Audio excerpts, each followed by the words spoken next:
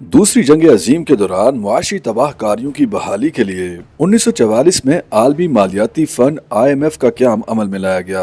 इसके क़याम के बुनियादी मकासद में आलमी मालियाती निज़ाम का क़याम और तहफ़्फ़ुज़, बैनुल-अक़वामी तिजारत का फ़रोग़ और इसके ज़रिए ममालिक की आमदनी और रोज़गार में इजाफ़ा करना, तबादले की शरह को मुस्तहकम रखना और मेंबर ममालिक को बैनुल-अक़वामी अदायगियों के खसारे की सूरत में कर्जे की फराहमी शामिल थे। पाकिस्तान और IMF का ताल्लुक बहुत पुराना है। हमने 1958 में पहली बार IMF से कर्जा लिया था और उसके बाद अब तक 22 मरतबा हम मुख्तलिफ मुआहिदों के तहत कर्जे हासिल कर चुके हैं। मौजूदा प्रोग्राम का आगाज सन 2019 में हुआ था, लेकिन ये मुआहिदा मुकम्मल नहीं हो पाया था। 2019 के प्रोग्राम में पाकिस्तान को जिन बातों का पाबंद किया गया था उनमें मालियाती खसारे को कम करना, शरह सूद में इजाफा करना यानी सख्त मालियाती पॉलिसियों का इतलाक, सब्सिडी का खात्मा, बिलखुसूस बिजली और गैस की मद में दी जाने वाली सब्सिडीज को खत्म करना, स्टेट बैंक की खुद मुख्तारी जिसके तहत मरकजी बैंक हुकूमत को कर्जा देने या मखसूस शक्ल में देने का पाबंद होगा,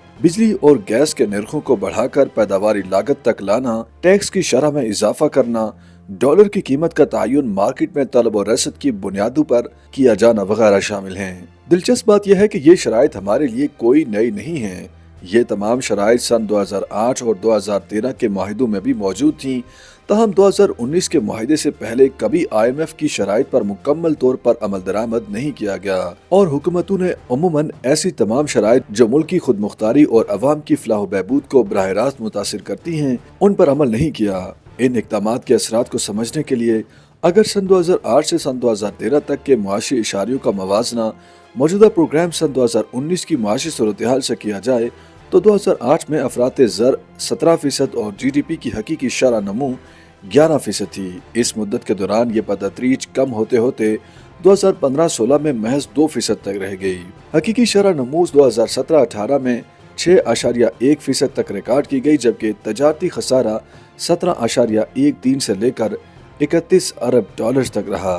मौजूदा प्रोग्राम में सन 2019 से 2023 तक के माशी आदाद-ओ-शुमार बताते हैं कि इस मुद्दत में ग़िज़ाई अशिया की कीमतों में तकरीबन 48% का तारीखी इजाफा हुआ। रुपए की कदर रिकॉर्ड गिरावट का शिकार रही। शरह नमू मनफी 0.9, जबकि तजारती खसारा साल 2021-22 में 48.3 अरब डॉलर की सतह तक चला गया था। तहम IMF की रिपोर्ट 2024 के अख्तिताम तक बेहतरी की नवीद सुनाती रही।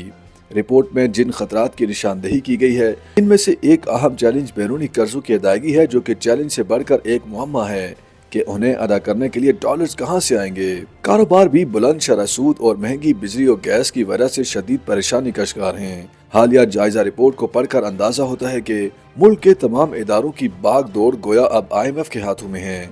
बुनियादी तौर पर कोई भी मुल्क IMF के पास अपने माली खसारे को पूरा करने के लिए या हुकूमती अखराजात के लिए नहीं जाता, बल्कि IMF से कर्जा लेने की जरूरत उस वक्त पेश आती है जब किसी मुल्क के पास बैरूनी कर्जों की अदायगी के लिए ज़र मुबादला यानी आसान अल्फाज में डॉलर न हो। इस अमर की जरूरत है कि हुकूमत दरामदाद के फरोग के साथ दरामदाद की मुतबादिल पॉलिसी पर भी तवज्जो दे।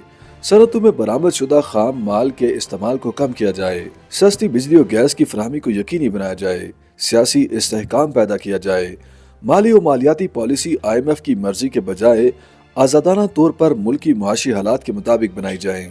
ये और इस तरह के कुछ और सख्त इक़दामात करके ही हम अपने मुल्क और अवाम को खुशहाल बना सकते हैं।